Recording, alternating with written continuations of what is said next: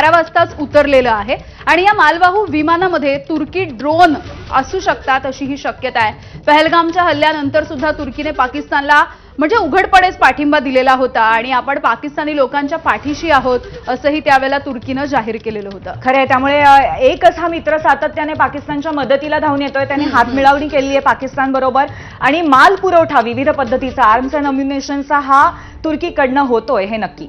अगदी।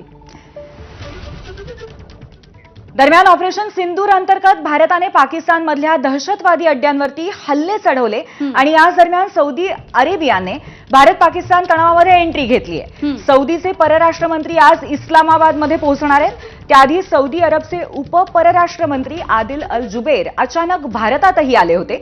त्यांनी परराष्ट्र मंत्री डॉक्टर एस जयशंकर यांची भेट घेतली। यावेळी पाकिस्तान आणि पीओके मधील दहशतवादी पायाभूत सुविधांवरती भारताच्या लष्करी हल्ल्यानंतर झालेल्या घडामोडींवरती सौदी मंत्र्यांनी परराष्ट्र मंत्री एस जयशंकर यांच्याशी चर्चा केल्याची माहिती आहे। अगदी अगदी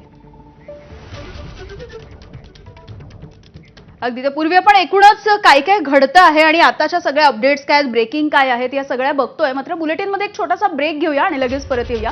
बघत रहा एबीपी माझा।